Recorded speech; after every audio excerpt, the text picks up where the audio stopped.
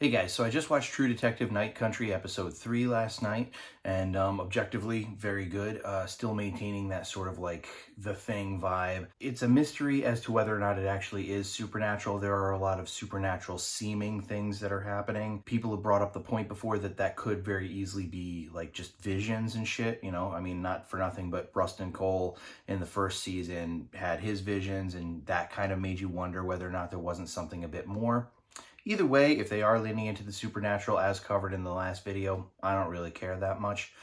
The one thing that I'm concerned about, and it's not, again, the show is good so far. The one thing that I'm concerned about is that it's going to lean a little bit too much into political territory. In this episode, there was like one particular part where they go to some sort of a rally or whatnot where all the natives are chanting like, you know, we were here first, or something to that degree. I'm paraphrasing, which again, you know, I've addressed the fact that it's not per se unrealistic at all. You know, there is a lot of turbulence out that way, or really, you know, any area where there's like a high native populace, you know, because they got the shit end of the stick.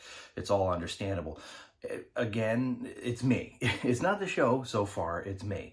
I just see things like that and I'm sort of like, please don't take True Detective and use it as a platform. For example, okay, there's a show on Hulu, all right? It's called Reservation Dogs. By the way, check it out. It's an awesome show. It's kind of quirky, like, I don't know, almost kind of like Northern Exposure, but not really. It's like, it's got like darker themes, but it revolves around a bunch of teenagers that are, you know, that live on a Native American reservation. And the characters are all really likable.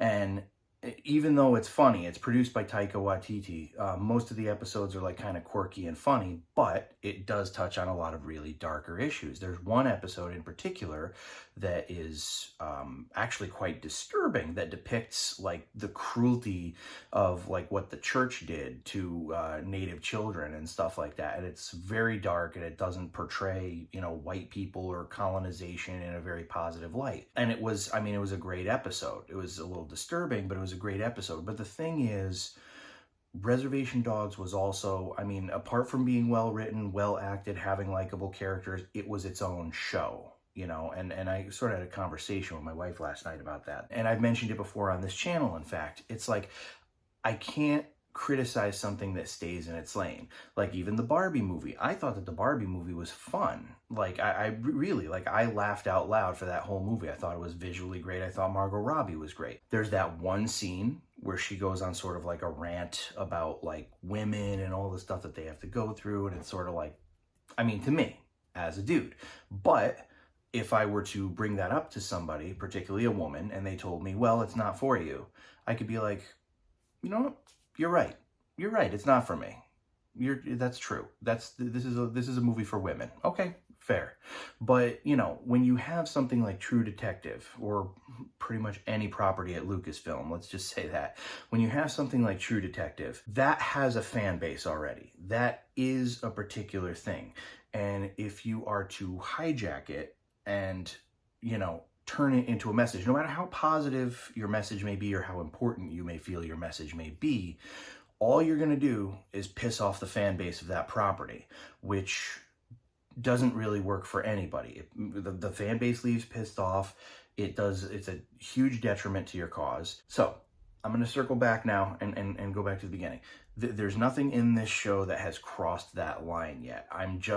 I can't help. I've seen so many properties ruined that it's starting to make me a little bit nervous. The writing is still good. Things are still very complex. Like Jodie Foster and her like adopted daughter, they have their own sort of reasons for clashing with one another, and you can kind of see where both are coming from. There are many scenes in this series where it's like certain men are doing like really incompetently stupid things, and I mean there are a couple male characters in the show that are decent enough, but it's just, again, you know, it's just what's in here. Like, I've seen so many things that just like belittle and condescend to men and push them to the back burner and portray these like, you know, and that's the thing too, is that like these lead characters, Agent Danvers and Navarro, they're not perfect by any stretch of the imagination. They're both like a little fucked up in both their own ways. So they are maintaining that true detective vibe so far. So this is just me. This is just my feelings. I am going to watch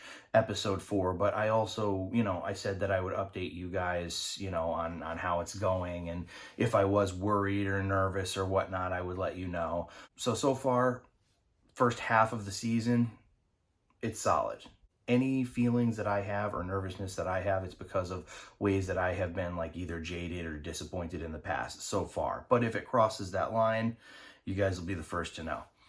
All right, that's all she wrote.